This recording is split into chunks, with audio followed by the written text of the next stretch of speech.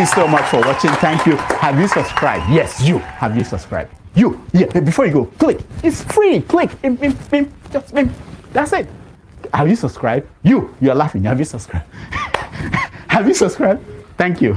Thank you. Thank you. Hey, madam, thank you so much. I can see you. I can see you. We have to get to 100,000 subscribers. This by the end of the year. How are we going to do that if you don't subscribe? Yes, you. Yes, you're about to click off. Why? Have you subscribed? It's free. If you don't, ask your son, ask your daughter how to. Just one click. Thank you. Thank you. I see you. Aha. Thank you very much. Thank you very much. I'll see you tomorrow. Thank you. Thank you so much for watching. Thank you. Have you subscribed? Yes, you. Have you subscribed? Yeah, before you go, click. It's free. Click. Just that's it. Have you subscribed? You're laughing. Have you subscribed? Have you subscribed? Thank you. Thank you. Thank you. Hey, madam, thank you so much. I can see you. I can see you. We have to get to 100,000 subscribers. This by the end of the year. How are we going to do that if you don't subscribe? Yes, you. Yes, you're about to click off. Why? Have you subscribed? It's free. If you don't, ask your son, ask your daughter how to. Just one click. Thank you. Thank you. I see you. Aha. Thank you very much. Thank you very much. I'll see you tomorrow. Thank you. Thank you so much for watching. Thank you. Have you subscribed? Yes, you. Have you subscribed? Yeah, before you go, click. It's free. Click. Just that's it. Have you subscribed? You're laughing. Have you subscribed? Have you subscribed? Thank you. Thank you. Thank you. Hey, madam, thank you so much. I can see you. I can see you. We have to get to 100,000 subscribers. This by the end of the year. How are we going to do that if you don't subscribe? Yes, you. Yes, you're about to click off. Why? Have you subscribed? It's free. If you don't, ask your son, ask your daughter how to. Just one click. Thank you. Thank you. I see you. Aha. Thank you very much. Thank you very much. I'll see you tomorrow. Yeah, good morning, good afternoon, good evening to our viewers at home and abroad. It's been a lovely week, and it's also been the news happening, particularly in Nigeria, events happening around the world. But this evening we're shifting away from politics, just to have a different discussion from politics. And give me 1 second, please. I'm going to share the link. I'm going to put out the link. Apologies for that. Paste, and that's the link. Good evening, Gladys. Thanks for joining, and good evening to you and to every one of you who are already watching. And I hope you will participate and hear your views on this issue. It's a conversation we're about to have, like I said, away from politics. I will be joined by my co-moderator, who is Chim. He will be joining us soon, and we will kickstart. I came across this post that I find very interesting. Chim, welcome to the show. You happen to be the guest of honor this evening, and so questions will be thrown at you. Like I said earlier, staying away from politics. We're having a relaxing mood this evening, and I hope it will go smoothly. So just have a conversation. When I came across this statement, and I just find it interesting, and I felt, you know what, let's just have a nice conversation on it to look at the pros and the cons. I mean, of it. If one is sexually attracted to someone, it is much more difficult to lie to them. I wrap my head around it over the week. I think back to the good old days. Well, to the bad old days. I'm living in the good days now. To the bad old days. I just couldn't wrap my head around it as to, though, if it's there, which is a conditional clause. So it wasn't a statement a fact, but I still felt it's something to be talked about. I highlighted this earlier. Sexual attraction is that's the definition. It's a feeling that draws individuals towards others based on physical appearance, behaviors, or attributes that are perceived as sexually appealing. Now, Chief, let me throw you under the bus if you don't mind. I want to throw you under the bus. I'm starting from the middle, and we can go from either direction. Now, when you see a woman for the first time, what attracts you to her? Okay, so thanks for having me, Andrew. And I I hope don't know if your wife is watching, but if she's watching, just she's not home yet. She hasn't come back from work, okay. so Uh, I'm not. The other children are upstairs, so okay. they're not back from work yet. But first of all, thanks for having me, and thanks for bringing up this interesting topic. And good day to our listeners, viewers, and those who will eventually join us somehow. Now, so I hope this throwing me under the bus is not a moving bus; it's a stationary bus. No, it's a moving one. A moving Yeah. bus. So when I see a lady first, what attracts me? The default setting is that most of us, our in our natural state, the physical beauty, her appearance. I'm not giving to whether somebody is light in complexion or dark in complexion, for instance, but that whole beauty, being able to take care of yourself, you can tell when somebody has made an effort. And I'm not talking of anything excessive in terms of makeup. Just just being naturally beautiful. Sometimes it could be how somebody has packed their hair. You get what I mean? How they've packed their hair, the details they've taken in having a simple makeup appearance. For me, too much makeup is a put off. I don't like it because it just tells me that you're all about mascara, you know. So and I believe for a lot of men, that is the initial attraction. Before you now start looking at, some people being shapy. God has a sense of architecture, I like to say. So some ladies come, busty, shapy, all those kinds of things. These are realities. As much as we want to deny them, these are all realities. But however, now moving, because I am a Christian, I now start going beyond those things. Trying to know someone. Do they have a love for God? It's critical for me. So there is your spec, as some people have termed it, what you would refer to as what is your spec in the natural state. But if you're a regenerated person, then you begin to, it's like I like to use the crafting and architectural this thing as you're chiseling through there, you now start chiseling away certain things that are you feel okay, yeah, attractive, but not important, or can do without it, and all those things. For me, honesty, the love for God, and I'm not saying the person has to be somebody sleeping in church. Or no, I'm just saying somebody who has a fear of God.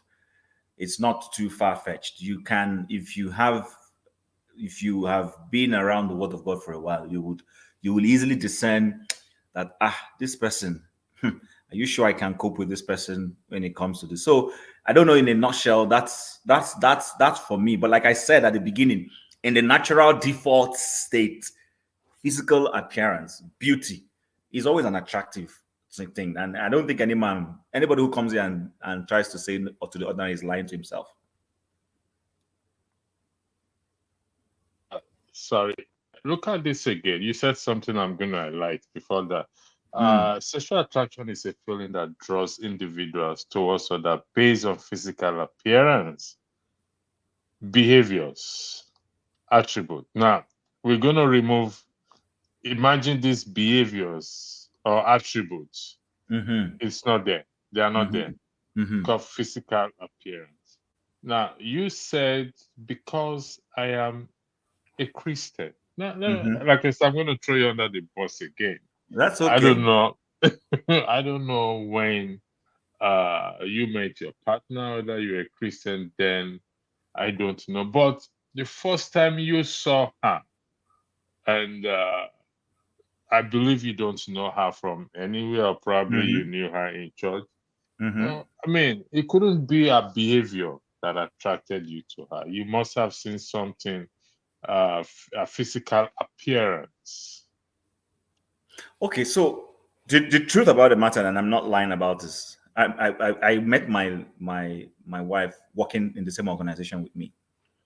We worked in the same company before we got married, and the first time I saw her, there was not an immediate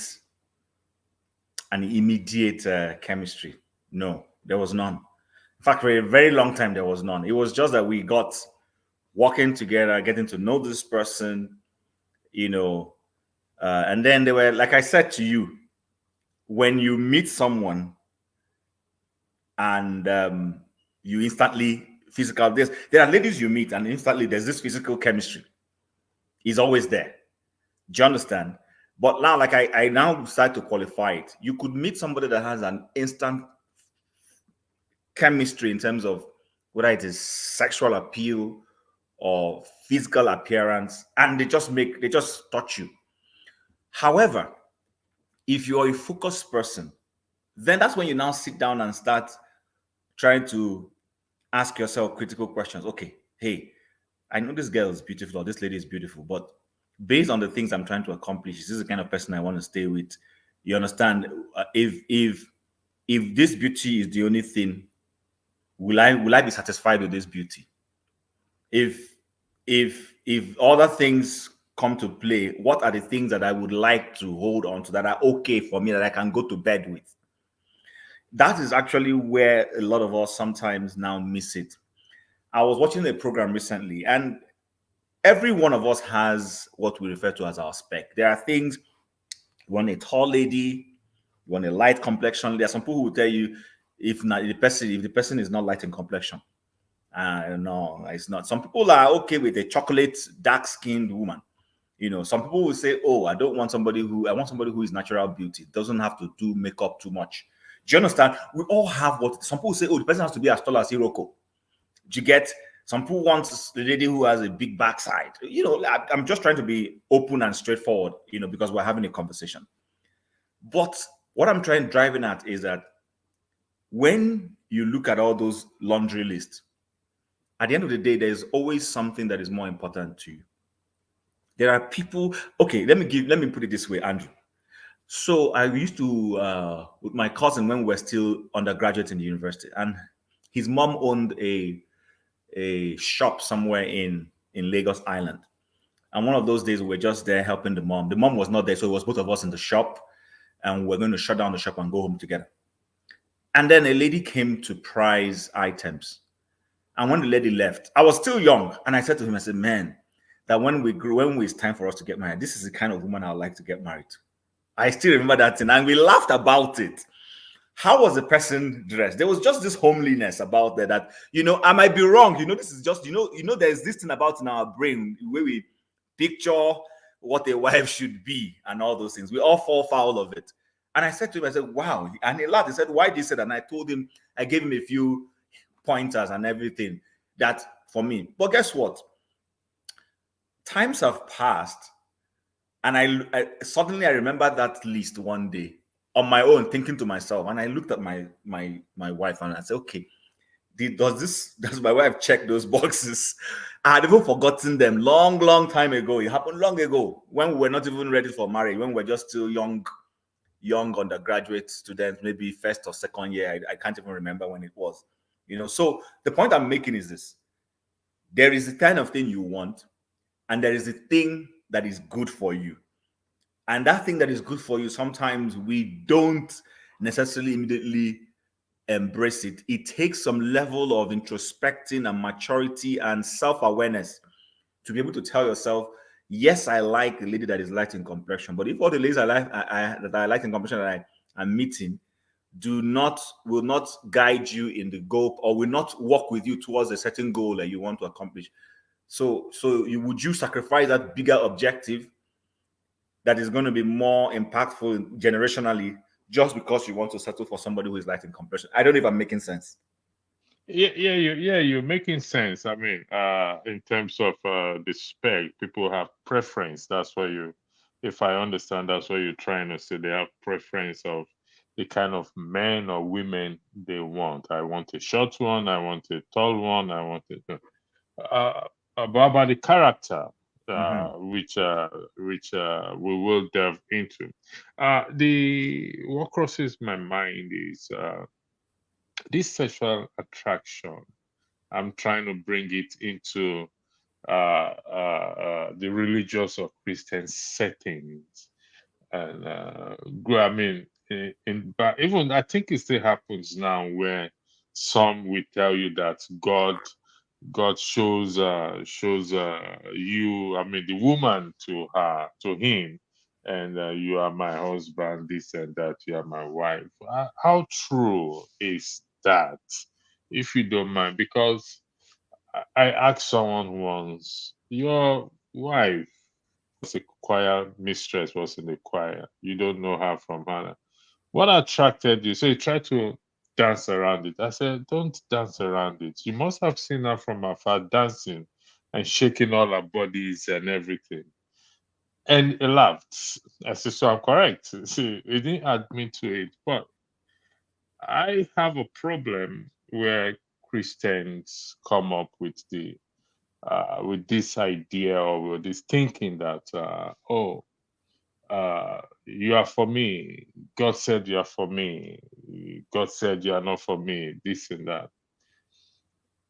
Could you please weigh in on that for me, if you don't mind? Okay, so we've all made those mistakes growing up, and sometimes in our attempt to over spiritualize things, we don't want to come out obviously to say, oh, I like this person. You see somebody, you like them. And I didn't say love, you like them. You like what you see. You see a pretty girl in the choir, you like this person. You see this person that stands out in the choir that sings, you like this person. However, because of the environment and I think those things are changing now mostly.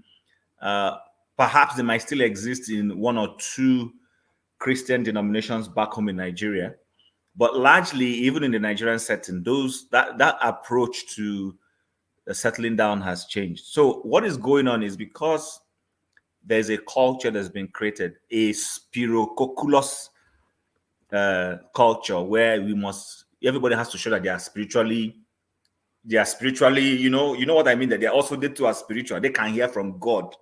You understand? They are hearing their Father in the Lord talking about let God choose for you and all those. So they too, when they see, instead of just saying, hello, hi, Tina, I like you, I'd like to take you out. I'd like to get to know you better and all those things. And okay, if Tina agrees, you take her out, you just try to get to know her better. You start forming a relationship with her. And, you can ask her and say, listen, I want to be your male friend, or whatever it is, your boyfriend or whatever, or date you. And then along the line, if you guys find out that, yes, that it's a journey two of you want to make together, make a commitment, then you close the knot. But it is because you liked her and you've taken time to come to know her. She too has come to know you, and the person either likes you or does not like you or whatever. Our Christian sense tells us that the only way to approach this sister is to go and tell this sister that God has told me that you are my wife. And for many years, it worked for them. When I say worked, people bought into it. But we started having people who were like, no, you go and tell the sister will say, well, God has also not spoken to me. I'm waiting for God to also confirm it. And you'll be waiting, and the sister will tell you, but God hasn't told me anything. Now, but I am not trying to say that God does not tell people anything. So really, when it comes to these matters, I try to be respectful to say, I don't know what people are hearing. I don't know their level of relationship with God. I believe God speaks to me, and they are very simple. As little as don't follow this road, I could just have this nudge. Don't take that road. Don't take that road. And I okay, and I veer off and I drive off, only for me to get home. And someone says, "Ha, where are you?" Says, "I'm at home." I said, "How did you manage to get home?" I said, "I followed this one." So, oh, you're lucky. You won't believe it. On the road where there's huge traffic, we're all tied in traffic. Well, that was God speaking to you, and you listened. So when you build a sense of familiarity in the right way, you will begin to understand the leading of God. But it does not mean that even when God is saying that Njideka is your, he's saying Njideka, that you necessarily have to go about it that way. Do you understand what I'm saying? I think what is lacking is that romantic side of things that a lot of Christians, suppose old Christians, want to run away from. That's part of what now we're going back to. Do you understand? And then they go in there and you find that the lady really wants romance, but she's not getting it. And then they start quarreling and everything. Oh, nothing stops you from knowing that, okay, God says this lady will be your wife. Then you go to her and say, hello, hi, and get to know her and you ask her out. There's nothing wrong in it. You don't have to approach her and come and say, the Lord said that you're going to be my wife. And you know what I'm talking about. So while I don't want to burst anybody's bubble, I don't know what they're hearing. I can't speak for them.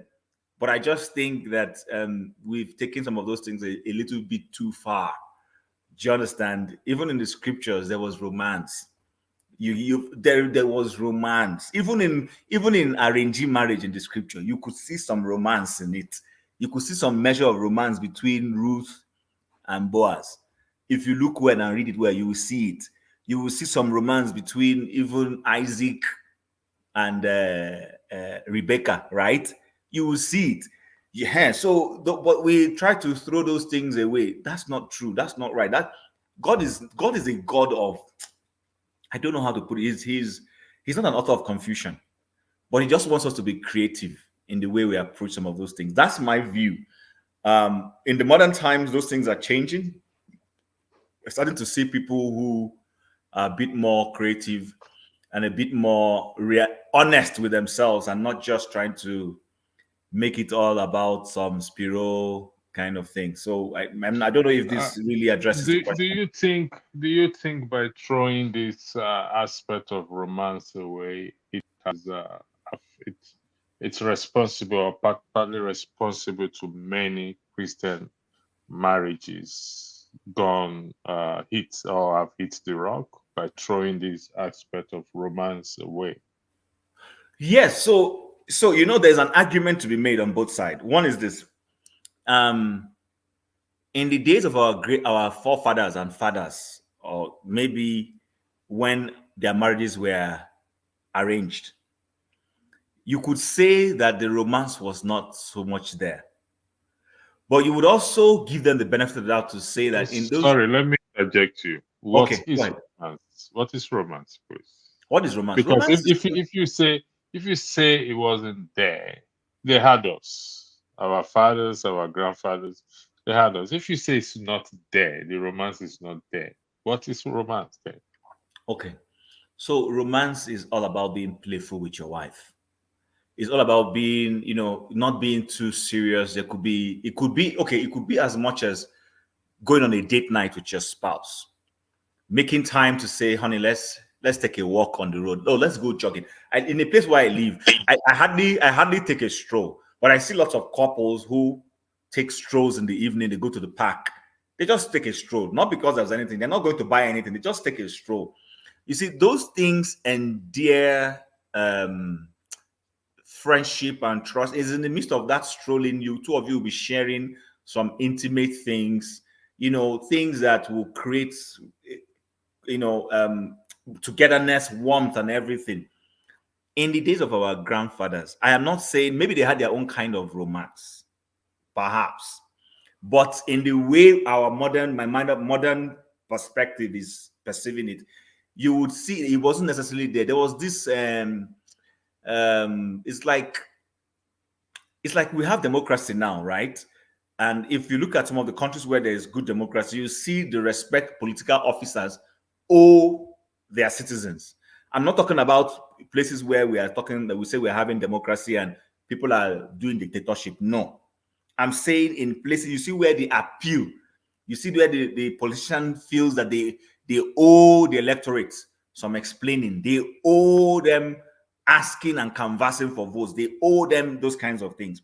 That's the same way, flip it when it comes to this marital relationship. You will see that in the days of those great grandfathers, there was this Lord Master kind of thing. But it worked because the culture was tight, the culture was stronger. People felt compelled.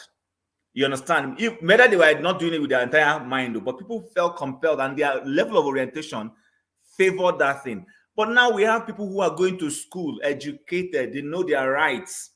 Do you understand? People know what they want. Somebody wants to be able to be a friend to you, even when you are dating, wants to hold your hand, wants to feel free with you. If they don't get that kind of thing and you are a stiff person, the chick might like you, but she might just feel uncomfortable and be worried that this Olumorok I'm dealing with.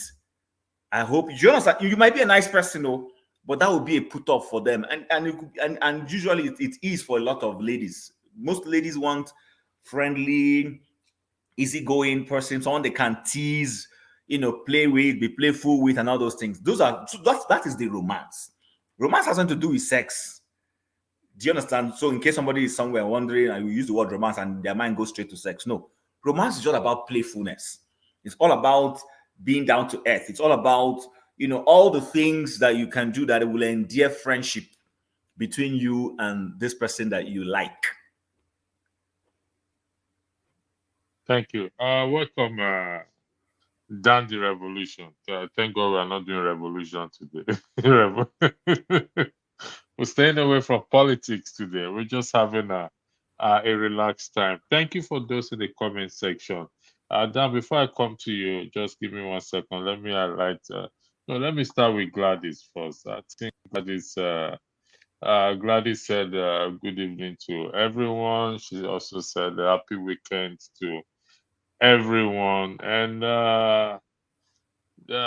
Soji Adamo said, what is the delve into the nether regions of Solubros? What does that mean? I don't understand. Please, I don't want to break my head. I don't understand. I don't know what it means. Dan, do you agree with Igbo Ikena that men lie to women they are sleeping with all the time? LOL to answer the topic. Do you think it's correct in that with his comments or his argument? Well, I think it depends on the person. You understand? If you're a playboy who has a lot of girlfriends, you might be lying. But if you are a real guy who loves one babe, why would you lie to her? People who lie are people who are not responsible, who are not reason. They just, or people who are not real. I Really, cannot come Dan? to. Are you sure? Are you sure? People... Yeah, that's my own view. I cannot be with Okay. with my lady who I know loves me in every way, and then I start lying to her, because you know that you're going to be with her this tomorrow, and lie doesn't stay long. When you lie, before you know, you lie again, and before you know, that relationship breaks up because the person will find out you are lying. But if you are speaking the truth, you would always speak the truth over and over again. You understand me? So this is my own view about that. If you say you are lying to somebody who loves you or who you are dating, that means you are not dating that person alone, or you are not real. That's my view on that issue. But Dan, you did say that when the person found out about the lie, it breaks the relationship. I'm putting it in the context of marriage now. Okay. Women tend to get more hurt or feel more hurt when in respect to infidelity than when the man lied to them in the context of marriage. Why do you think that's the case?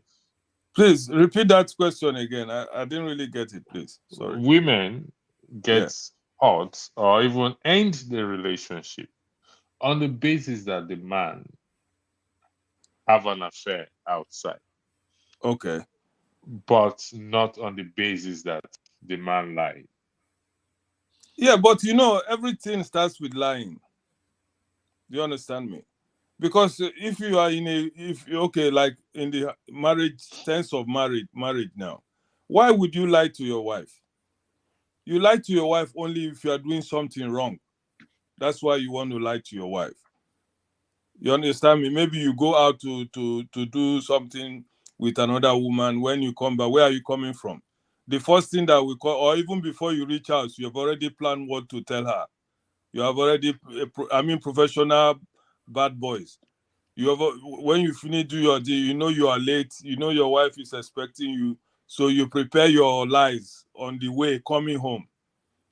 So you understand. To many women, the way they broke up their relationship with their man is through lying. The man will first of all start lying. Oh, I went to meet with my friends. I went to watch football.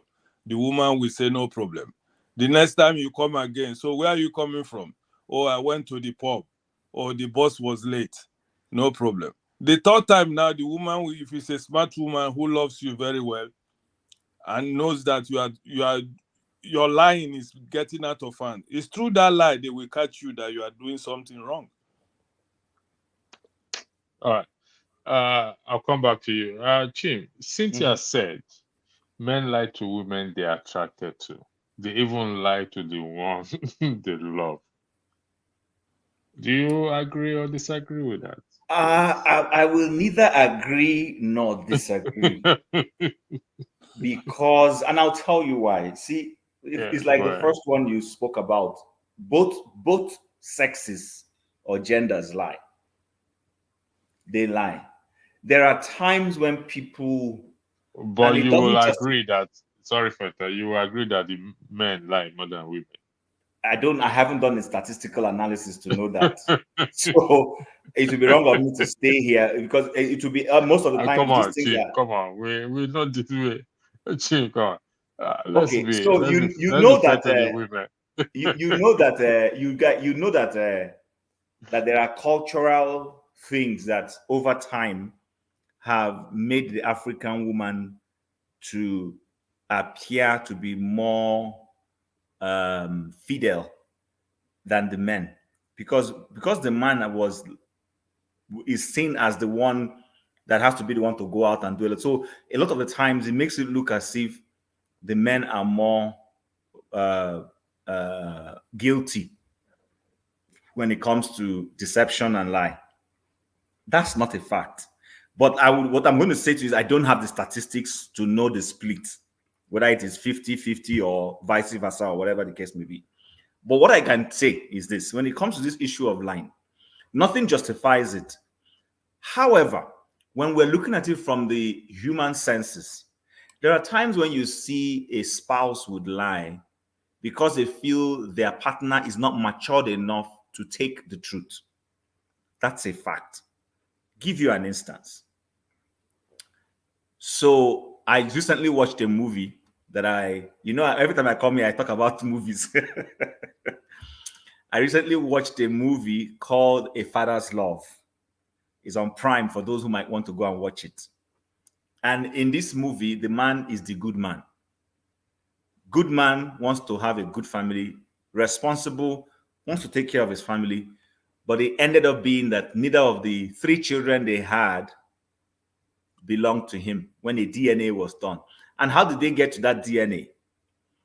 He is a taxi driver, and while he was in the park waiting, he didn't know when somebody sneaked in a baby into his vehicle and kept an abandoned child in his back seat. It was when he started hearing cry. I said, where is this cry coming from? He and his friend now discovered that there's a baby inside his taxi. They went to the police. Police accused him of having impregnated a woman somewhere who has given birth to the child and has forced him to take the child. And now he wants to come and bring it to the police, acting like a good man. So everywhere he went to, everybody said that that it must have been his girlfriend who has given birth for him and has said, come and take your child. And now he's afraid of taking the baby back to his family. So, but he was a good man. Eventually, to cut long story short, the truth came out. However, in trying to come out with this truth, that's when he learned there was DNA. One to led to the other, and then all of his children, he realized that the children that he was calling his own children, not even this additional baby, that none was his own child. But the wife had a supposed good reason why she did what she did. She was married and discovered her husband was impotent, couldn't fire, couldn't have children. And what did she do? That's when she slept outside and had children to keep for him. Now, there's nothing justifies any of that behavior. Do you understand what I'm saying?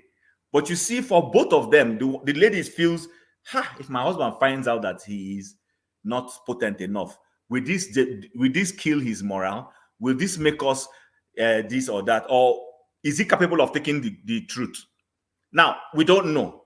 For me, the default behavior is tell the person the truth first and foremost. Then we can now see what the consequences out of that truth is. So the same way, when you flip it on the other side, there are some men sometimes, when they feel that their spouse can't take the truth, they start lying. As simple, let me give you one that is not even sexual. You want to give money to a family member. You know there's a good reason to give this person money, but you know your wife will not support it. You know she may resist it. Some men will hide and go and do it and lie. Do you understand what I'm saying? They will lie. In this instance, you will see he was trying to do something, but because he felt that his wife is not mature, will not support him, he's lying. And I know that a lot of men, if they are honest, they go through this all the time. Do you understand? I'm not talking about wasteful. I'm not talking about wasteful giving. I'm saying I know. There's a good cause. You need to support a family member on a good cause. Yeah. And you know that if you bring your spouse into this, she will kill this thing because she doesn't want it to happen. But Chim, do you not think there? Do you not? I don't think. I'm trying to phrase it. She won't support. The woman won't support because the man had to withhold the truth from her because he knows she's not going to support. There must have been issues like that before. Issues like That's what? why not supporting him when he wants to give money to his family or to whoever he wants to give to. So he chose to go that route. Okay, so Andrew, sorry, and maybe later on, our revolution can contribute to this particular aspect. But let me say this. I know the experience I'm trying to project now is a skit somebody did, but it was a lesson he wanted to teach. The guy had another guy visit him, and he was going into the room to bring his checkbook, and his wife went and attacked him, told him, dissuaded him.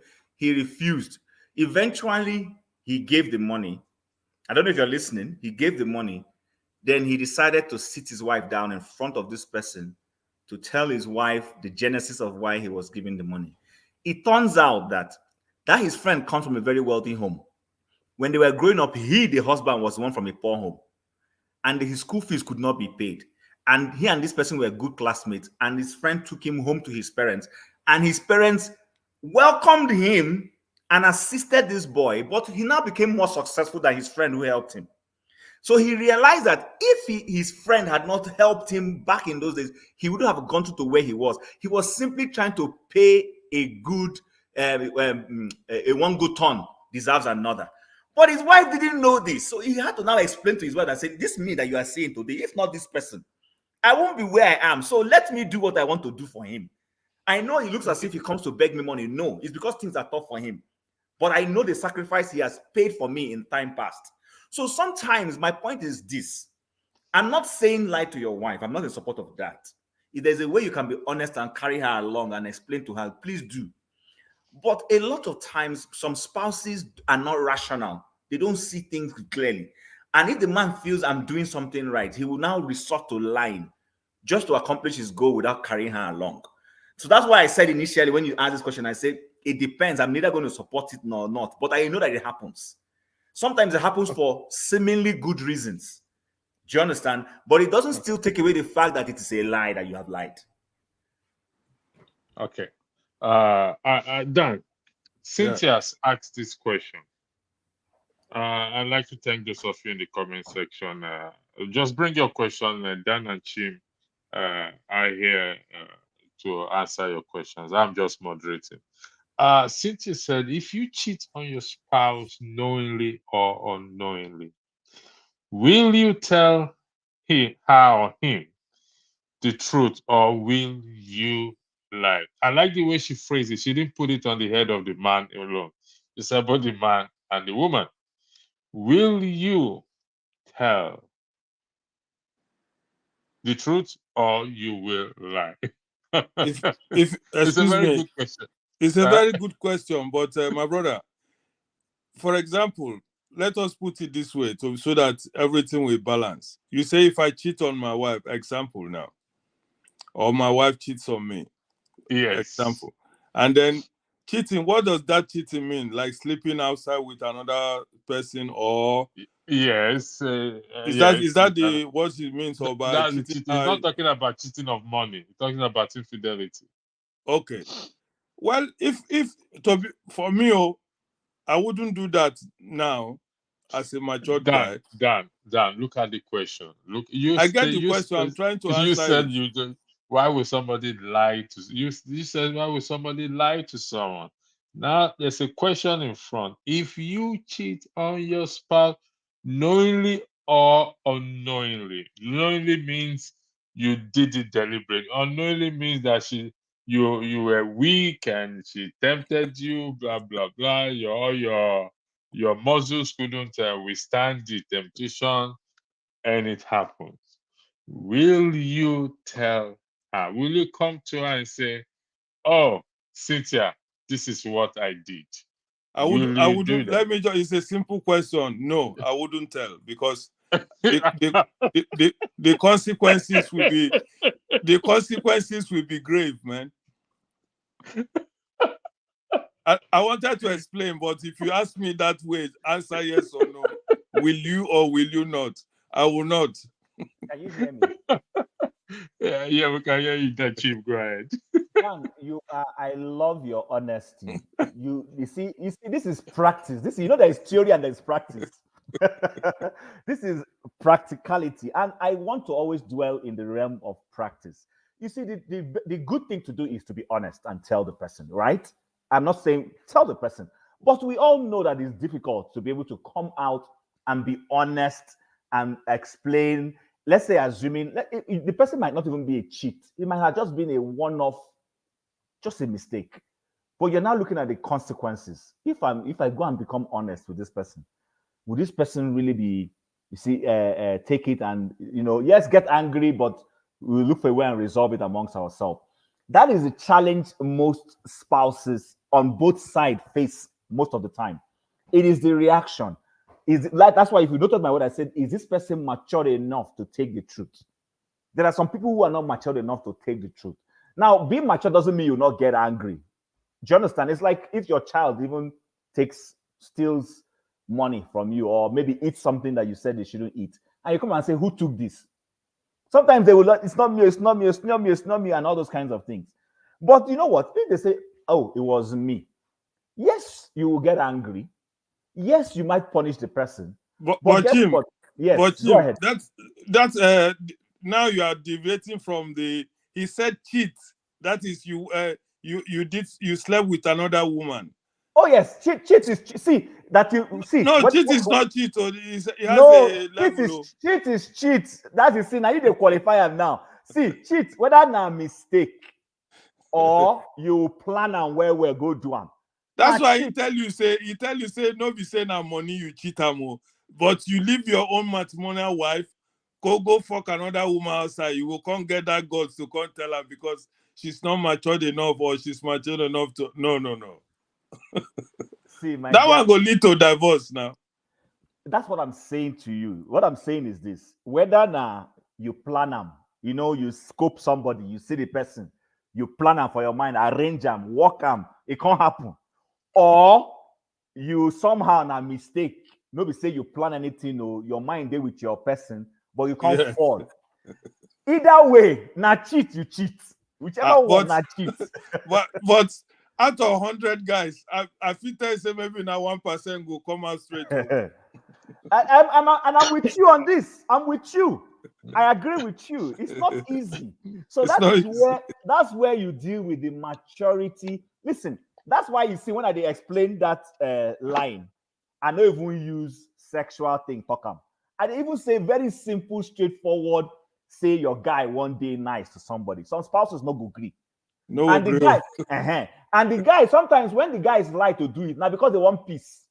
Not be say if you give him money, if you come and say I've told now my money, but he want one nagging, one stress for house, what make this person know. So he go just lie about and go do him. You understand? So now imagine say now the thing where we talk now come be sex matter. He fall, he mistake, mistake. Then he can't go tell him why say mistake happened. The woman go Now devil, no mistake. Because go break bottle on your head. So those are the things I'm talking about. And I don't choke me. And I don't tell after choke me. There is another question here. Let me see. Yes. How do you cheat on your spouse unknowingly? I don't know about that. I don't. Is what we're saying is that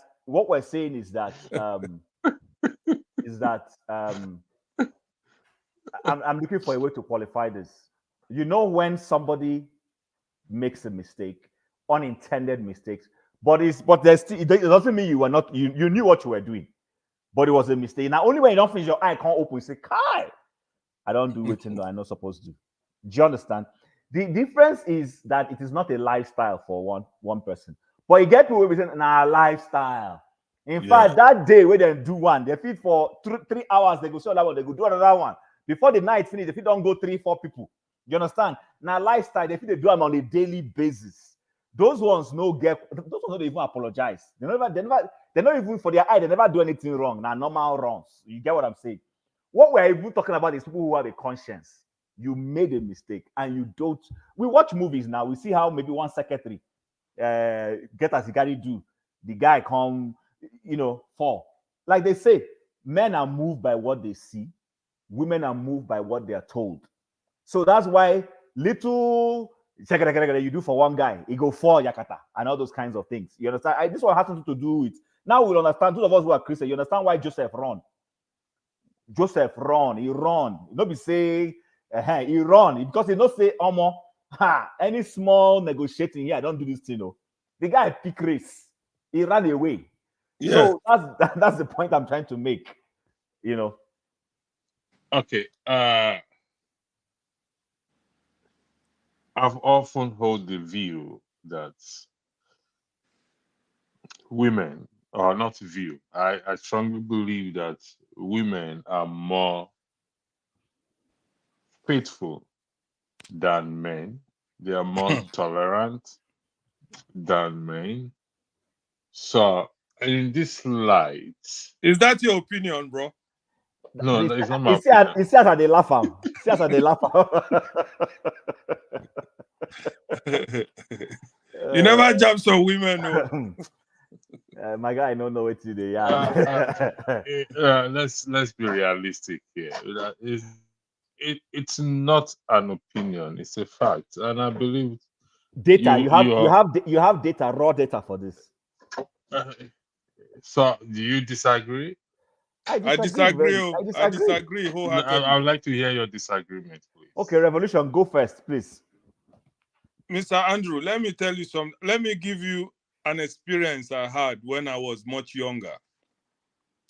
That was the first time I left Nigeria. I was in my very early 20s that time, or even my first 20, 21 years old type of guy, So I was in love with, there was a girl who was in love with me originally, but that type of love, I've never seen it before in my life. Those type of control love. They love you to the level of, they don't even want to make you put eye for a window. Not to talk of you wave your hand. That hand can be saying a girl you wave them to. Whether na a friend or whether na, you understand me? That type of love, I never saw it before.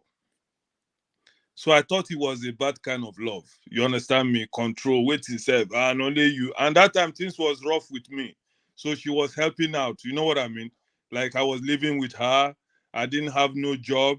I didn't have no paper. You understand me?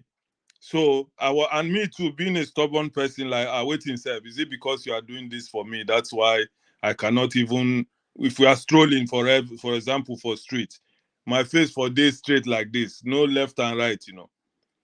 So at the end of the day, I got fed up and I broke off. I said, make it, just go with your whatever you want to do. And it hurt the girl so much. Then I went into another relationship. Before I broke up, I got somebody else. So I said that one was relaxed. I could do what I want. My brother, that is where I come to this, your opinion, that it is, maybe it's your idea, maybe you've seen so many people, you know, naturally girls are more, they are not like us. They don't expose it like men. You come out, boys, make we go flirt, or bro, make we go drink. From drinking, from there you say, make I just do one night stand, things like that. But I can assure you that this, it depends on who are you now when it comes to those type of things. Who are you? There are men that are honest. There are women that are honest. There are men that are very dishonest. There are very women who are very dishonest. No matter what you do, if you think say you go out to do something, they too went out to do something. And they pretend more because you as a man, you'll be thinking that she's a woman, she wouldn't be doing that. You understand me? So you give her that benefit. When you come home, you are the one who will go to the mirror, look your face, whether lipstick there for your shirt or lipstick there. But she don't even go before you. Do wetin she want do, come home.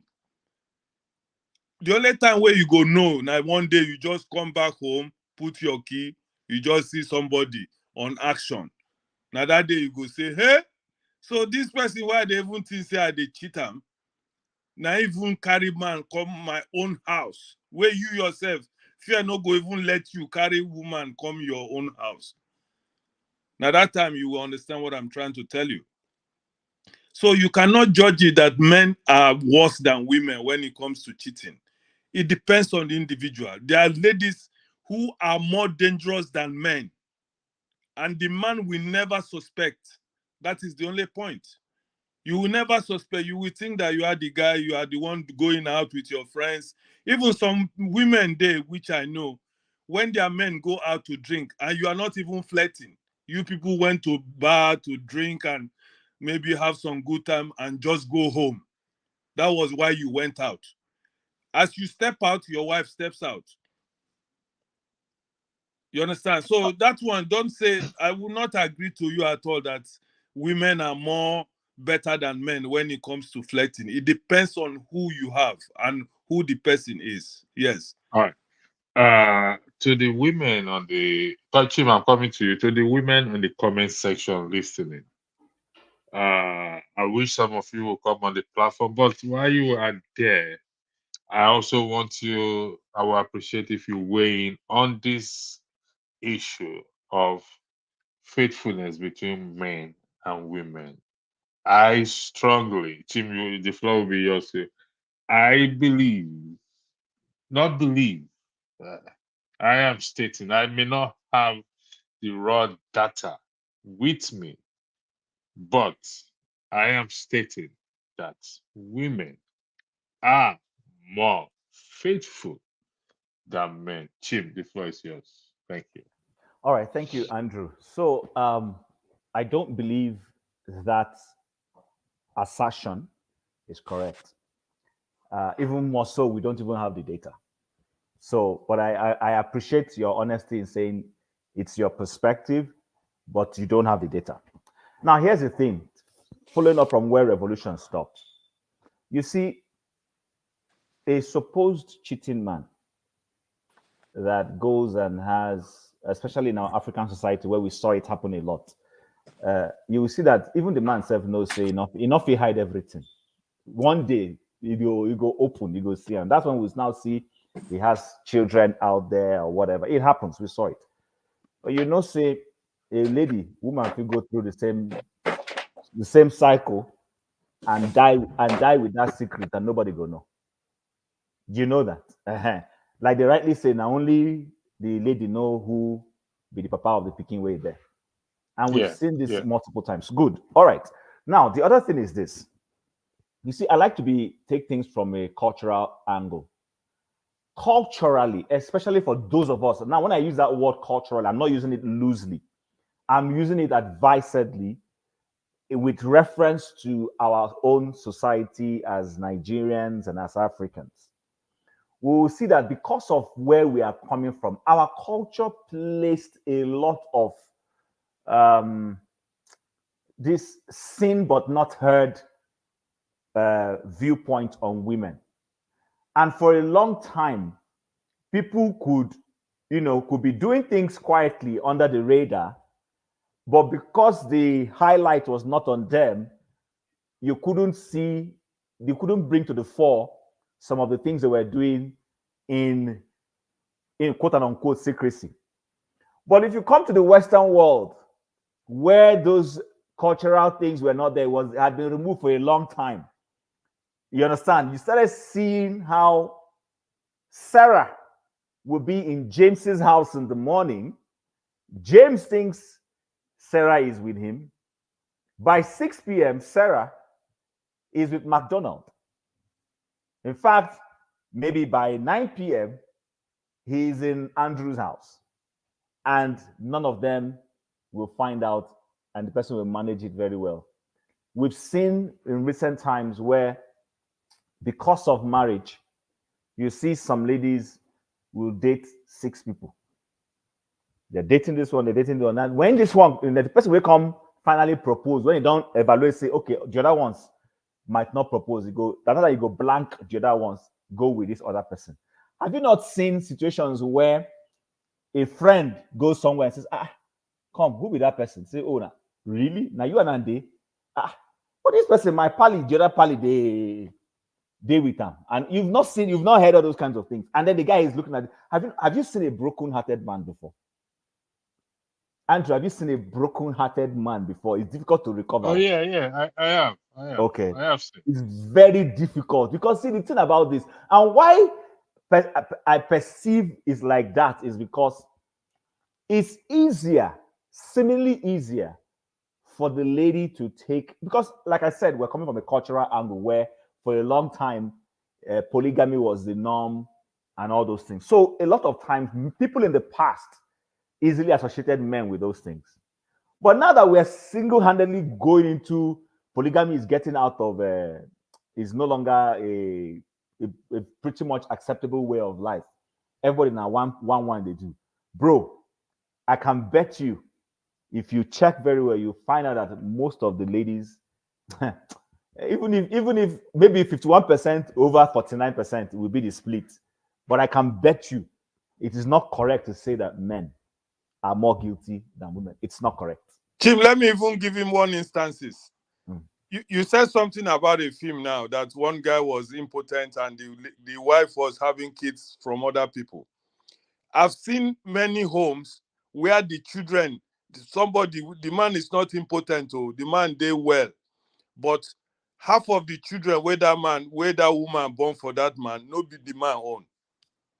And the man never knew until something happened and he got shocked. This is what I'm saying, that when you say something, men with broken heart, the man could never, he didn't recover. He became a drunk all his life because to him, he was the bad guy.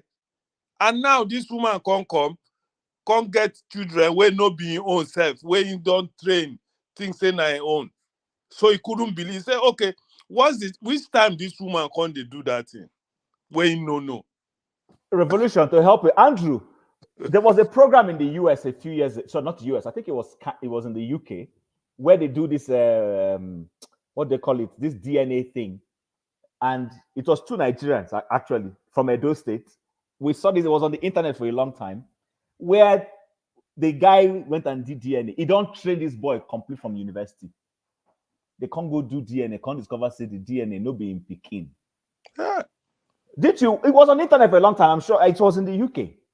one of those programs that they do, you know, this program they do in Yeah. the UK. You see, to me, that is just a extreme situation. No, they're not No, extreme, Andrew. when I mean extreme is, I mean these are, but in terms of faithfulness, let me see if I can narrow it down. Let me narrow it down to in the context of marriage. Okay, let me drag it there. Are you guys saying that these women or the men are more faithful than the women? Andrew, my own is this, and I can't say that men are more faithful over women or women are more faithful over men. I can't say that. What I'm just saying to you, like, and I follow from Revolution, is that it depends on it's an individual thing. We don't why we don't have the statistics. It's wrong to come run the conclusion that you have more that women have more tendency of being faithful. I don't think it's correct. It's an individual. The same blood that runs in men runs in women. No, Jim. You see, let's look at it this way. You see, no, Jim. Okay. No. Okay. The same blood may run through us, Mm-hmm. but in terms of self-control, and discipline, the women are far better, beg your pardon, than men. Pastor, the self-control there, I like that word, self-control. What I Yeah. what I'm going to flip this word.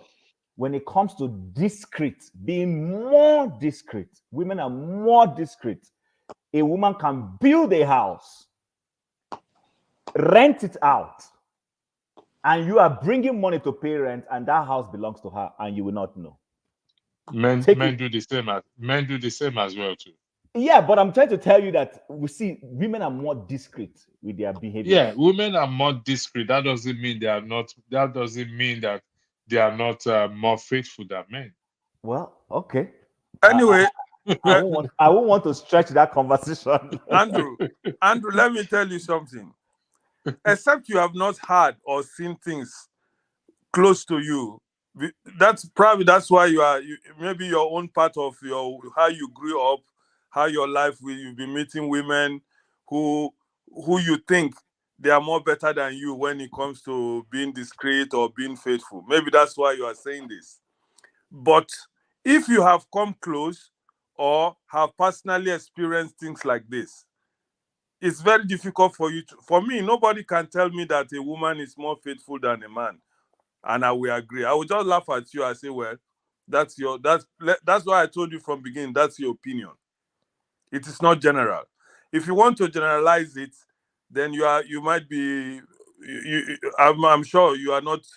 This probably is a personal opinion. Maybe you've all your life you've seen ladies who, those was that even in those olden days, let me just shock you, even those old in our father's times, if you go deeper in the culture of Nigeria, example, there have been so many unfaithful women in marriages, but sometimes they close it. They don't bring it out. They will say, "Pamisile ma pamisita." You understand what I'm saying? They say, "Kill me for house, don't kill me out." That's why you will see so many men, when they find out that their woman is cheating, they become wild. They can do whatever they want to do now. The woman will just be like, say, she be saint. You understand me? It's because the man caught her doing something wrong, and the man now take and swell up in head. You understand me? You have to go to the culture of Africa. It's more common in African society than even the Western world. Women who are cheating their men. But in the women circle, just like how we used to see women as the softer side of the, you know what I mean? Oh, now woman, I beg, make una leave am, all those kind of things. Or you think that you are the man, you want to flat out, you can have 3, 4 wives. Even in a polygamous families, as far as I know, with culture, with what I've heard, you will see polygamous family. You think, say, now you get 5 wives. The 5 wives, they get boyfriend too. Because you think, say, you can control 5 wives, Those women go tell say, so you marry another man, another woman, put on top my head, you go see. She go get boyfriend. Even sometimes your children where you some born for you, no you get. But you go they claim say you be man, you have 5 wives, you have 7 wives. Those women have concubines. They don't forgive. Oh. Most of these people where they polygamous. So that's why you see polygamous happy, dangerous things happening there. Some people go come claim their children. You go say, you think say now you get this one, this is my child. Go through the African system. Then you will see those things out. Revolution, let me even help you. Andrew, in the Victorian era, did you know why those kings had literally, they had people who used to police their wives? You don't know that all those Victorian era, where king this, king See, that. I am They not were, disputing. I am not disputing what you listen. I just did a quick Google search now, okay. and I got this now. From a psychological perspective, women are generally more faithful in romantic relationships than men. You can Google it yourself.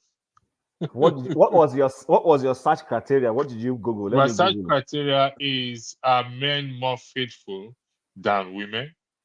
That was my search criteria that I Okay. used. And here it gives me that from a biopsychological perspective, women are generally more faithful in romantic relationships than men. You are right. You can Google. You are right. But what I'm telling you, when it comes to sexual cheatings or unfaithfulness sexually, I tell you, in many women, it's an eye for an eye. Okay, you are cheating because I'm quiet, I will cheat too. Maybe the woman was quiet, allowing you, pretending, thinking that you are going to change. But when she sees that you don't want to change, many women will give you an eye for an eye. You go fuck, then Okay, say go fuck. So, now, Pastor, sorry, before you okay, go on, you see go what ahead. you saw what additional John posted. You don't have to put it up because of the this thing, but you can see it. You can see it. So I'm trying to let a hand. You see, I believe, and the statistics may not be skewed. It might be as little as maybe 49 to 51, but this whole perception that it's a perception. In fact, that's why it's a perception. And that perception is based off what I believe to be a wrong premise. Even data going outside to ask people might not even give us a true reflection of the story. Listen, to tell you how this thing is, you understand, even though it's a different topic, look at how what it was her name? Judah's daughter-in-law. You saw that story between Tamar and Judah. Tamar and Judah. Yeah, I saw that story. That you see, when a man does that kind of thing, that man we would say the person must either be occultic or demonic. But you see the plan where this woman put in place. You say this guy they come this area. So I go show you. He arranged, put them. Although it's not a faithfulness or unfaithful situation, I agree. Because the story is deeper than what I'm just saying is of surface level. Yeah. But the point I want to bring out is the temerity to be able to do that tells you how a female psychology can be when they plan to go and accomplish an objective. I am not disputing that fact. If a woman is out for you, she's out for you. I'm not going to dispute that fact. But the issue on ground is what I just highlighted here. This is the issue on ground. From a psychological perspective, women are generally more. It didn't say women don't step out. It said women are generally more faithful in romantic relationships than men. I would have added, from a biopsychological perspective, women are generally perceived to be more faithful in a romantic relationship than men. Perceived. I like that. I like your own definition. No. I prefer your own definition to Andrew's. You people just want to paint the women as bad. No. Unfortunately, we don't have. I don't know if Cynthia or talk about those women in the comment section will weigh in on this matter. But Jim, if you listen, let's even if we go back and ask our parents that are alive, our mothers that are alive, they'll tell us the same thing. Some of them will tell us what they went through in our father's hands, but they still choose to be faithful. They have every reason to go out there and do whatever they want to do, but they still choose to be faithful. I'm not saying I'm not saying women are not there who step out, but oftentimes, if when you listen to the stories, you find that there's always this clause attached to it. Like both of you have already highlighted that fact. But the man does not need the clause. He does it anytime he wants to do it. Anytime he will put it as Cynthia put it. Somebody put it that he will claim that I was lured into it. Yeah, he fell. I was deceived. I fell. I was weak. The spirit is willing, but the flesh is weak. Not the devil. Not the devil. But that is not the case with women. In the case of Judah and Tamar that you're talking about, the circumstances pushed her in doing that. And I hold on to this argument that when you see a woman, particularly in the context of marriage, steps out, you need to investigate very well that something must have led to it. Something must have pushed her to. It's not an excuse, like you rightly said. There's no excuse for life. But when it comes to the woman, something must pushed her to it. So let me highlight. Go ahead. You see the way you have, and I don't want to overflog the matter, but you see the way you have qualified it. You've given a window of escape. I will use. You say something must have, like so. Something must have not pushed the man also out there. No, Chief, come on, Chief. Okay, see, Andrew, this is my perception. Chief. This is my perception about Sorry for interjecting. What pushed Judah to do what he did? Okay, so when you read that scripture, you see sometimes there are certain behind the scene things that we don't see. So if you go and do further studies, you discover that the guy Judah was a widower. At that point, he didn't have a wife. He didn't have a wife at that point. Yeah, I agree. Okay, so and then he wasn't necessarily, those Jacob's children were wild. They were doing all sorts of crazy things. His older brother, what's his name, Reuben, was already sleeping with his father's concubine. That was happening. Yeah. So there was a lot of dysfunction in that family, and that could be an excuse for him to be going out. Because remember, the person who was keeping company with was a Canaanite who was leading him into things that were not supposed to be, quote and unquote, things that the people of Israel and Jacob should be known for. So that could be an excuse. Now, I'm not saying that excuse is I'm not making that excuse for him, but I'm saying that could be an excuse. Do you understand? So, but it depends on, and happily, since we're bringing Bible into this, we talked about Joseph. When I share with my children on honesty, look at the way Joseph qualified it. Joseph was not saying, I don't have the energy to do this. Look at what he said. He says, how can I do this wicked thing and sin against God? So he was sensitive to the fact that there was a higher being somewhere that would not like this thing. Therefore, because this will not go down with that higher being, I will not do it.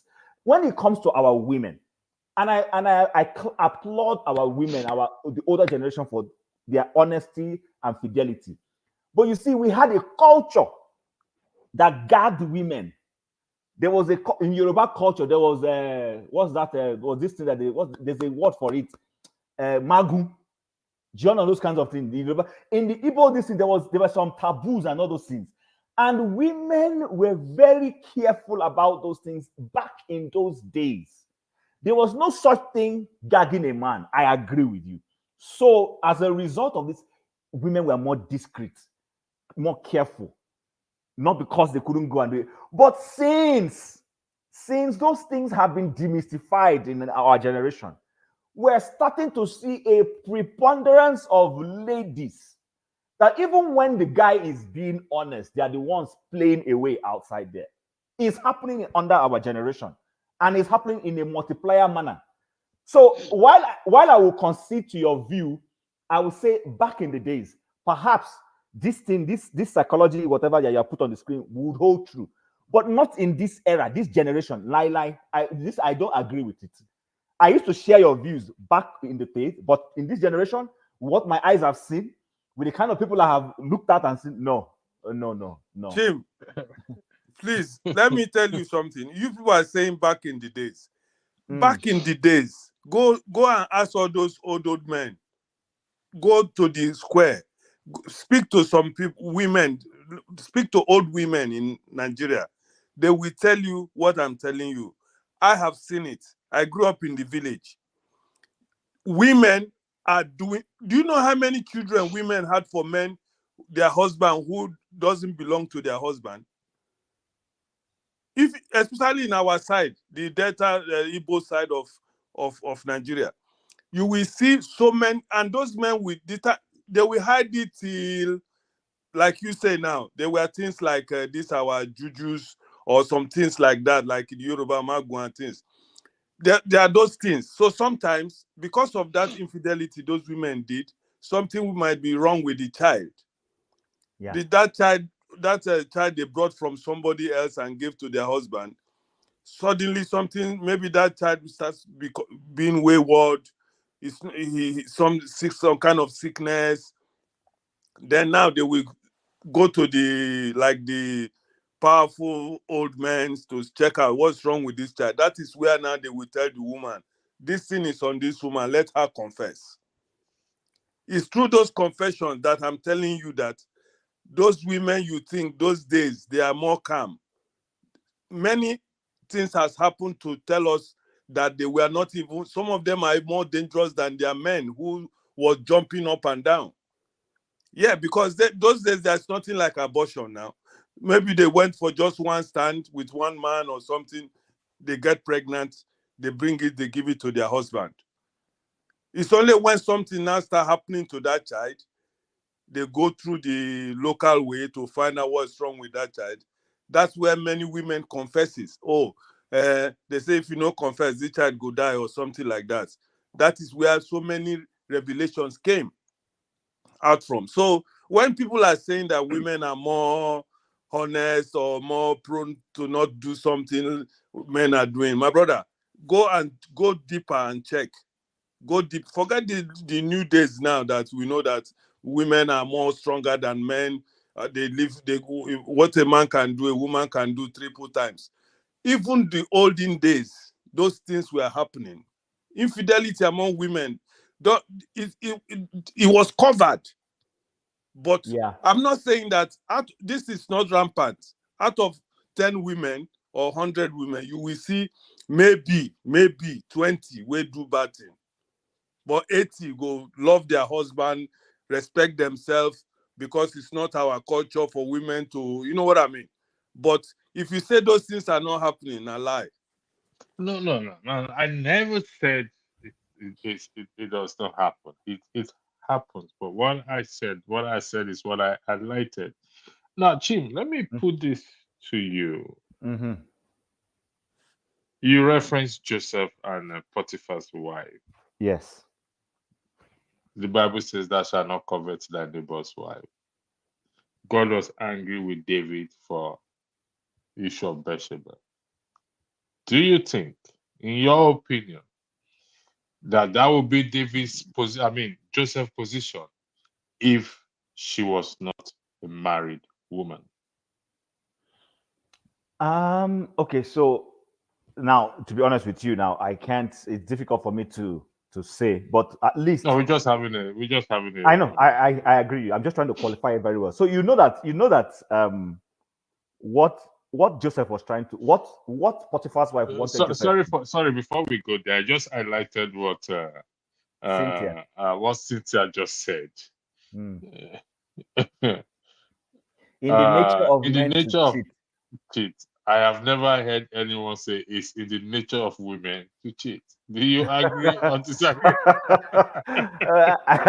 I don't know where Cynthia is bringing this one from.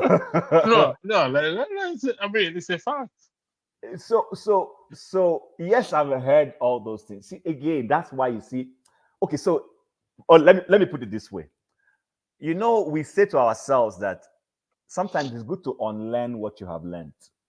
Yeah. Good. You see, there's a lot of axioms, a lot of proverbs that have been thrown out there that if you really take time and look them, they're just rubbish. And when I mean rubbish, I mean rubbish. I'm not saying Oh yeah, I agree I'm not with you. I'm not using the word and please, Cynthia, this is not about you. Please, I understand what you're saying, and we're having a conversation. But there are a lot of proverbs that we've held, some notions we've held in the past that in recent times, if you place them, they don't hold water very strongly anymore. Do you understand? Because this is not a scriptural, this is not a Holy Spirit led inspiration or motivation. This is the way man wants to see life.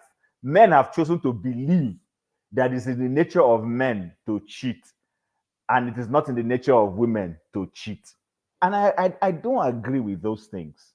You see, like I said, back in the era when we were keeping strongly to traditions and cultures, there were a lot of taboos, a lot of they even in this Bible that we read, bros, in the was it in the Levitical, you see where they were talking about a woman not cheating and the rigor she has to go to prove that she didn't cheat and all those things. If you remember that thing, is there one for men in that same Leviticus? No, there's none.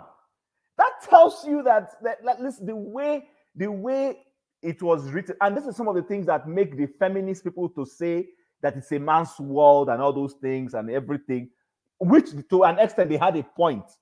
So the point I'm trying to make is this: there's been some notions held that it is not man, he can have 10 wives and get away with it and do all those things. That in our see, Revolution is saying that even in that era that I'm excusing, that it was rampant. I'm saying I want to excuse that era. But that in this era we live, man, I can't swear for any lady.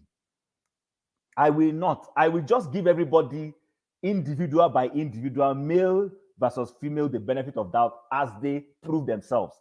Because you see what the things I am seeing. I'm telling you that I've been on campus to see a lady will go to this dormitory and go and see one boy. From there, she moves to go and see another boyfriend, and inside one campus, and they will find out. And it's not one person, it happens rampantly. We have very bold characters in this era, very bold, audacious human beings that we're dealing with. So, I mean, again, and I don't want this conversation to just center around this male, let's delve into other things. But to say that men cheat more than women, Andrew, I struggle to really agree with that. I really do struggle to agree with that.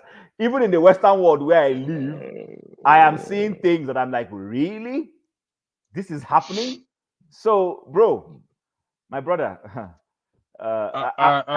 Unfortunately, we don't have women here that will and will I would come like up. them. I would like them to really come out, please. Honestly, I Yeah, would. because this is an issue, and whether we like it or not, is an issue that is plaguing us.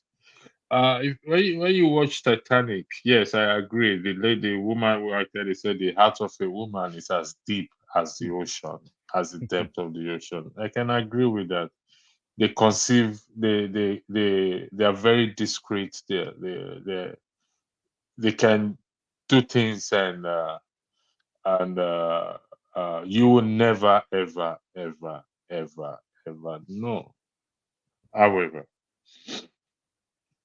I don't have the physical data to give to you, but I am still saying that I totally agree with these statements that from a biopsychological perspective, women are generally more faithful in romantic relationship than men. Okay, I will concede See, that. Let's move on to let, some other let area. me. Why is it that it's much easier for the woman to? Well, these days is different, but Why do you think it's much easier for the woman to kind of, I use the word kind of, forgive the man in the matter of infidelity than for the man to forgive the woman? Or maybe I'm not, maybe I shouldn't use the word forgive. For the woman to still continue with the man, but if it's the other way around, the man oftentimes don't continue with the woman. Okay, so this is my perspective. Again, I am very conscious of the fact that we live in different generations. So some of these your questions I will answer from a generational point of view. Like I go back again to say, in the eras of our mothers and grandmothers and great grandmothers, in slightly long older era, that was the case. Especially because most of our ladies were not educated and they were steeped in culture. So they felt it was their duty to protect the family, to insulate the children from this negative thing that was happening. They were focused on raising their children and raising their families. They wanted the best for their children. So they would not want those things to happen. Let me give you this story. I heard it from a radio back when I was in Nigeria. This is not even a movie. This one was I heard from a radio program. I can't remember what radio program that was. This woman, her husband was being infidel. He was having an outside relationship. And this woman already had grown children that were in university and they were quite wealthy. So she managed to get the side chick's phone number. And she called the lady and said, no, I think she found the woman's house, sorry, and went to the woman's house, sat down with her, and told the lady, I'm the wife of the man you have been hanging. And the woman was freaked out. I said, no. I didn't come here to make any quarrel with you. Don't relax. And she was shocked. And she said, I just wanted to let you know that I know what is going on. I don't have a problem with you. I can't stop him.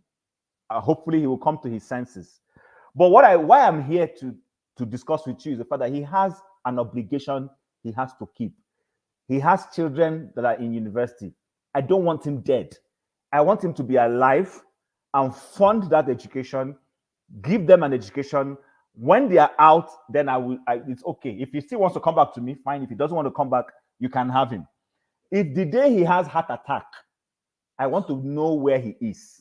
So that's why I'm here to see you, so that I know that two of us are in this game together. So that if I don't see him, please, I will need you to tell me where he is.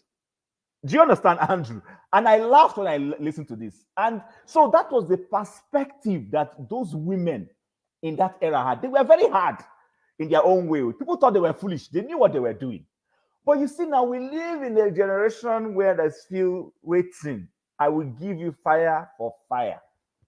Do you understand? And so when you start doing that thing, the lady will kill you. If she doesn't kill you and she allows you to survive, then she's plotting something else. Many of this generation, you understand? I'm not saying that all, there are some ladies too who behave like those women in that era. And you see women say, don't think I'm not like my grandmother. What they're trying to tell you is that what my grandmother took, I'm not going to take it. Do you understand? These are things that are happening. Now, I don't want anybody listening to me to think I am in any way demeaning ladies or supporting men. No, we're having a conversation. I'm just trying to bring out what is happening. I look at this from a generational perspective. You see, with education comes awareness, comes empowerment, comes exposure, comes capacity to own. Listen, I've seen somebody who says, my husband didn't cheat, but I left him. Why did you leave the husband? For some other transient reason that had nothing to do with infidelity. Sometimes he doesn't have money to be able to provide anymore. The woman leaves. Sometimes, he wasn't romantic. I need a romantic husband. I need to hang around a romantic guy. The lady leaves. Do you understand? So the reasons are so flimsy in this generation that even the infidelity now is no longer a big deal. Do you understand? Because they can do it. Yes. I mean, they do it for any reason. So that's why the ladies it seemed like they were more willing to forgive, and they did do forgive when they had crazy men who were doing stupid things. On the flip side, the men back in those days, it was their wife was their wife, not to be shared with another man. And the way society made it look like a woman was a price thing. Remember, it's the man that is paying the what? The what? The bride price. Bride price.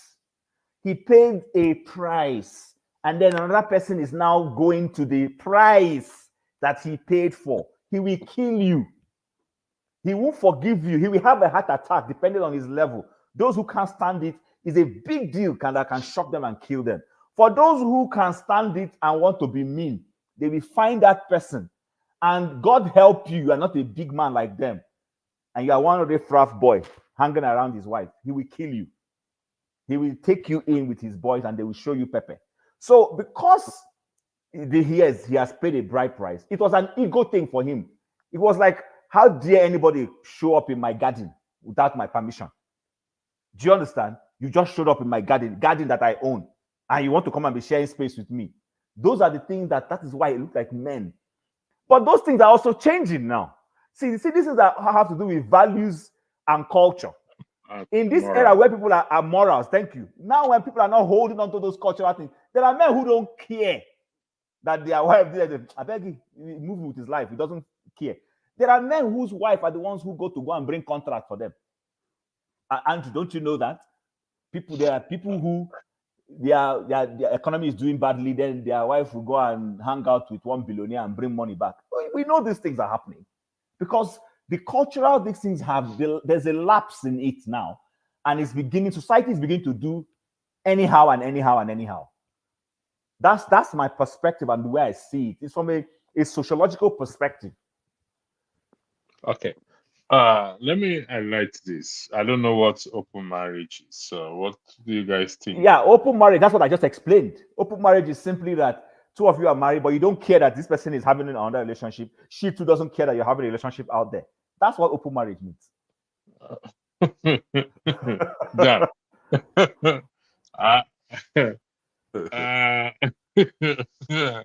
Anyway, Andrew, you don't know. Genuinely, you don't know what open marriage means.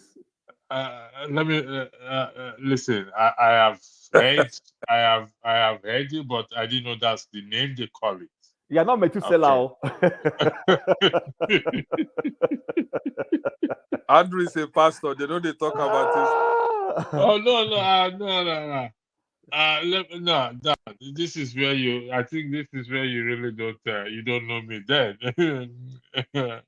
I don't shy away from talking such issues, because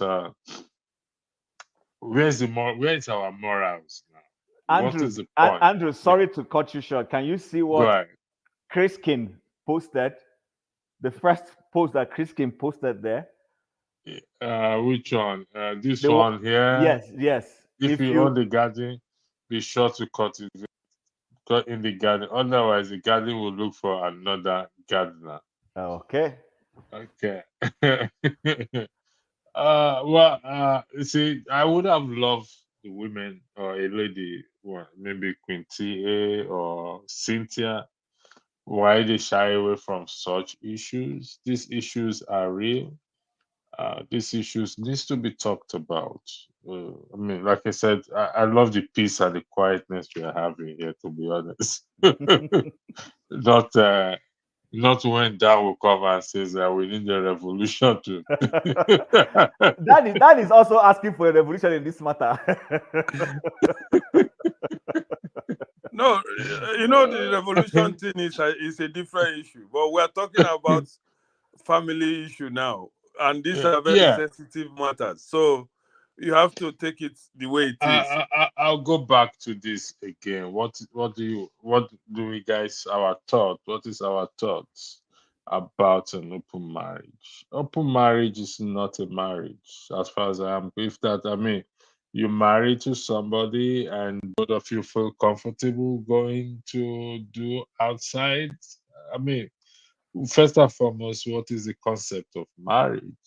We need to. These are the questions we need to have to. Let me tell go you ahead. what I know about open marriages. For example, like these days of hustling life, you see some people, husband and wife or longtime friends, they move out from Nigeria, for example. They are partners, maybe not yet married. Now they come to a situation where things are rough because open marriage comes not with just open eye. Something must lead to open marriage. You understand me? Either poverty or a way to survive, or you come to Europe with your woman or wife. When the two of you came, nobody get paper among both of you. And then we say, well, we are married, but we have to survive here. So if you meet a white guy, for example, or somebody will go give you paper to stay. I'm talking honestly now about this open marriage thing. So they will now make up their mind. They are married, no matter how we look at it. I know God did not approve, religious people don't approve that, and that for me, there's no marriage there. But it exists. So they come now, we enter one place. If now you first get somebody married, if now you first get married, but they are married though. Some of them, they are already married, have 1 or 2 kids in Nigeria, for example, before moving up survival level now. So to them, they don't care. Now, I'll give you an instance. I went to Cape Verde so many years ago because I used to travel around. Sometimes I do my investigative journalism, not journalism, but sometimes I just disguise, enter some corner like I know be anything, just to see what is happening. So I met a guy. We were just having a beer somewhere, and then he told me, he was telling me, he thought I was like him. He said, oh, God, I hope your woman serve the hustle. I said, what do you mean? He said, he own the hustle. Say they go waka for nights, go, what I mean, like a shower kind of business. He go do, he bring money, come home for him to survive. And they were married with children. But so these are the things they call open marriage. So he asked me, I said, no, me, I know, like, God forbid, that my wife, I was just talking on my own. But he was busy telling me, oh boy, you don't know anything.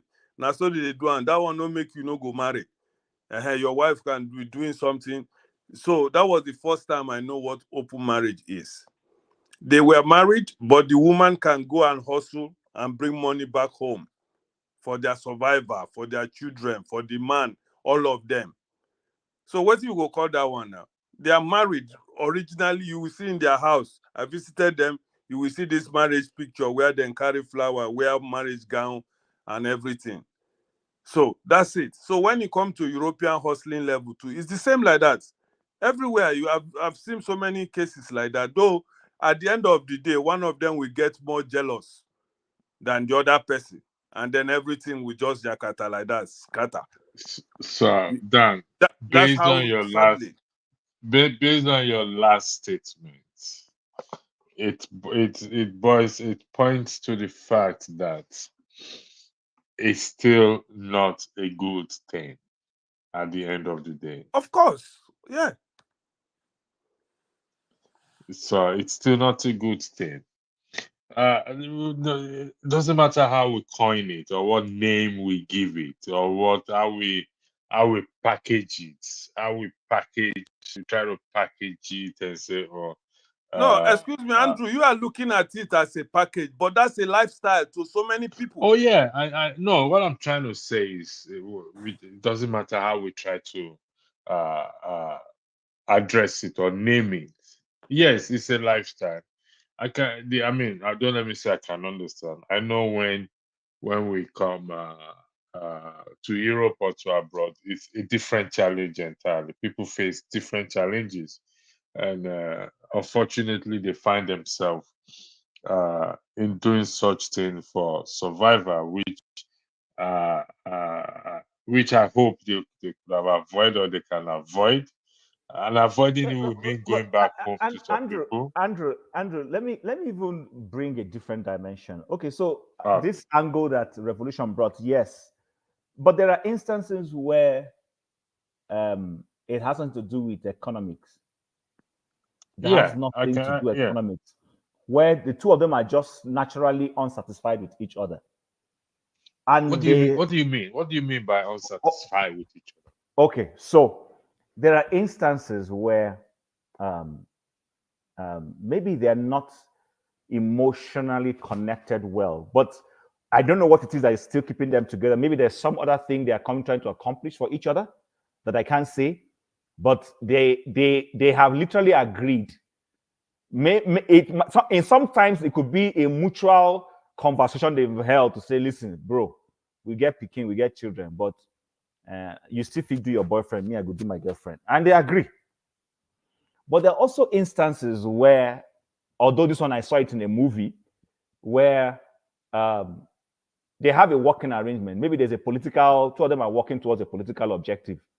One wants to be president and then the other one be first lady. And in between that, husband, they do in team. Wife, they do in team. And they both know. But they have a common objective or goal they are trying to accomplish. But that's why they're in that open marriage. Now, in our generation, I have seen young people, you know, in this era where people are saying I'm a she, he, my gender, my pronouns are she, he thing. There are people who I have seen, they will say we're in an open relationship. I've gone somewhere and I say, oh, is that your boyfriend? They say, yes. Oh, okay, so two of you are planning to get married. And the person will tell me, no, we're in an open relationship. Meaning, yes, we're together, but we're allowed. Is that not what, when you check all those gender things where they will say heterosexual, bisexual, and what's the other one? The one where heterosexual, bisexual. The one that okay, that's bisexual. Bisexual means you, as a man, you are attracted to both women and women, and men. So the good, you see, that philosophy is also the philosophy where people carry into this open marriage thing. See, the values have been lapsed. Society has dropped down the what's it called? The norms and values and morals. People now do anything they want to do. This whole open marriage, I have seen it.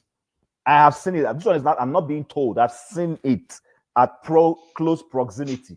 You understand? So it's just a function of the fact that people no longer hold on to, and that's why people are see, that's the beauty of culture and values and morals.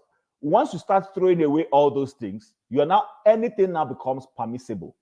So it's the permissibility that is what is going on in society right now, that people are just doing as they like. You understand? I shared something with you on over the week. You saw it and you laughed and we all laughed. I don't want to bring it up here because just in case for some. Imagine, and I don't believe, and this thing, Andrew, the person who sent me that chat did not send me that chat on an app. It was on LinkedIn, professional environment where people go to look for work. We discuss issues. So when I saw it, initially I was shocked. So, you know, I later on I can share my response to this person with you, but I had a way of responding and I laughed about it. So that's to tell you, as the morals are being dropped every day, more things are becoming permissible. A lot of things are becoming very permissible. But Tim, you know, all these things, what you will say is that things are being now exposed. People believe that those things are now, these things has been going on for decades, but the morality was to hide those things. But now they've opened up. People like all these gays and things. You have a friend, you will think saying a straight guy. Suddenly you could just see him one day, you say, oh boy, how far? You go say, just come out. Come out from where? Where were you before? He said he was hiding. You understand me? So because of this attitude of openness that is happening around the world today, people are not scared no more. Whether you love them, you know, love them, and you know. Whether you call them evil spirit or what, that's your own problem. So people are coming out proudly to say this is who have been for decades. But now that is open now, why not? I come out. You know what I mean? So these are things that has been going on far back from Sodom and Gomorrah when we did hear all these things for a long time. Only that now the world don't they too open that people are not. They will even force you self. You get some kind of people who go say, oh boy, so you are still hiding. Come out, be proud of who you are and things like that. You see them come out now. We could begin the things saying morality now they spoil. No, all these things has been far back, but they were hidden. You understand? Okay. They hide them. This thing they go on steady. You understand? So the life we are living now is what you can do, what you only know yourself. Only you know who you be. That's all. But if you say you are claiming to defend somebody, like let's push you back a little bit, women are more normal than men. All those things, my brother. If you see the truth, if so many truths they open to you, you don't go even believe self. You won't believe so many things you will hear. Sometimes you will be shocked. Listen, we have to. Did they say agree to disagree or disagree to decide to agree? I don't know the way I flow. Sorry about that. You see, why we discuss this topic, because going forward, we will be discussing more of this topic, issues of life, and we have to now understand that it's politics also affect these things, or they use it to play politics at times too, and it affects lives, it affects generations, it breaks homes, whether we want to agree with it or not. And no matter how we, like I said, how they try to dress it, at the end of the day, like what Dan rightly said, it will collapse. It always collapse. Both parties will work on it. I don't know if we've heard of anyone in open relationship and that relationship lasted till death do their part. No, I've not heard. I I've don't know. not heard. No, those things. That's what I told you. The ones I've seen, the ones I know or I've had has happened, brother. After a while, okay, let me give you an instance. This happening in Berlin. These two hustlers, but a guy and the wife, they came to Berlin many years ago. They were married though, but they decided to hustle. You know those type of hustle. The man wanted to go. The woman said, "You go follow him." In fact, it was the woman who got the visa. She had the connection to the visa. So the man was thinking, say, oh, let me go and hustle and come. The woman said, hustle where? We are going together. They were my friends. So both of them came to Berlin that time together. You understand? Now, when you reach there now, you have to chop Aduro now. That's the first step, the first step to do to get the permission to hang around instead of hiding. And when you chop the Aduro, the next thing is to how to find your paper now to stay. But Yeah. when this came happen, the girl was the first person where they lucky. He come marry one German guy like that. And the guy loved that girl. Nobody say marry him for paper. He marry him to death do us apart. You understand? I was working with that white guy in a club that time. You understand? We were all like bouncers, you know. So he now married the girl, can't pay. They were coming to visit because of me. They came to that club. I was working the club. So they came there to hustle to find, you know, whether they go see who go like them. So the girl was lucky at first. You know, so when he got married now to get paper, the man before the man get married, it take a long time. The deal was just to follow the white guy, get your paper. You understand me? That was the Yeah. deal. You understand? But the guy himself fell in love with the girl. You understand? Nobody saying that just to get paper. The white guy himself fell in love. What? That is, my brother. When the day they tied the knot, the man no even get chance again. So the girl tried her best and told the Niger guy, say, bro, things don't change. You know what I expect to try to settle yourself. I don't enter where I go enter. You understand me? So at the end of the day, this thing that they tell you, don't be smart, you know, they have to go back home. The guy took it very personal, begin they use juju. You understand me? To disturb the girl instead of to give up and just accept and go and find his own. Not that he couldn't find another person where go fit settle am. But the thing come become a shock. You know what I mean? Like a Yeah, heartbroken I get thing. what you're saying. Yeah, it was like a heartbroken, but no waiting we talk now. No be joke, no waiting we talk. We talk saying like this. The guy say, my brother, I've got what I want. I don't know how to come up for this relationship. Before we they tell you, self, the girl don't get belly for the white guy. You Okay. understand me? Ah, Up yeah. what I'm telling you today, I still saw them some couple of years ago. The children they don't grow finish. All I knew that the guy couldn't pick up, they have to deport him. You understand? He couldn't get out of that. Yeah. You understand? That shock Yeah, was too much for him. You know what I mean? That not be shocked, sir, but he saw it differently. You know, like we even encouraged him, my brother. Which one you did, sir? Go find all of us. They find now. Find your own. And but the guy now saw he do smell.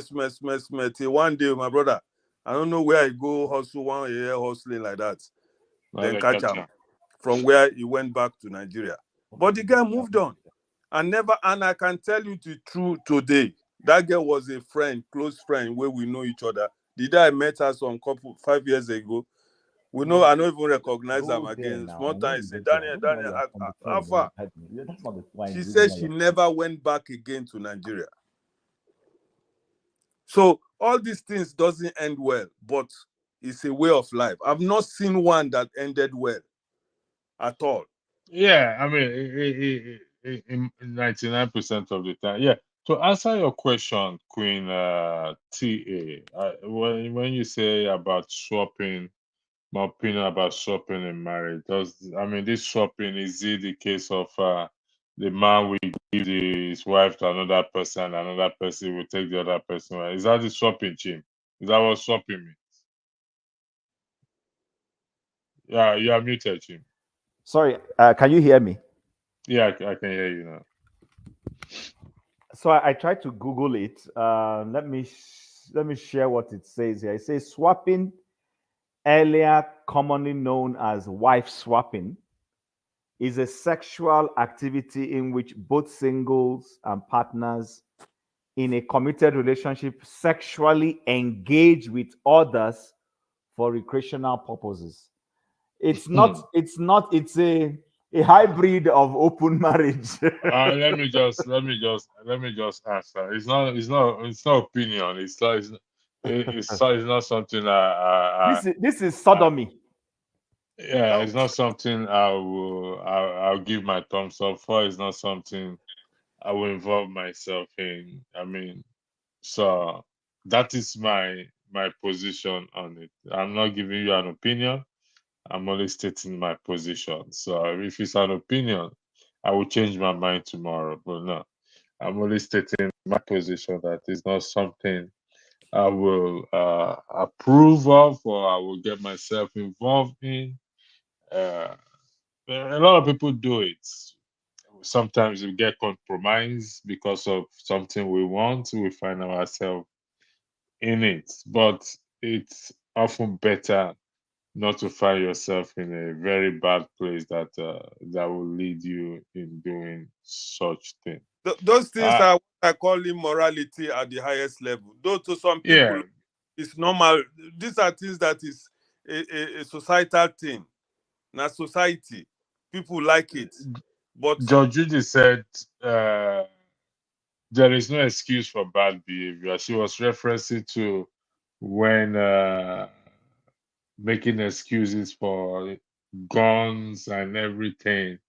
And now the society is bad now. They are not trying to fix it or blaming somebody. No. The part I don't like it when they use it to play politics and destroy people's lives. That it annoys me a lot.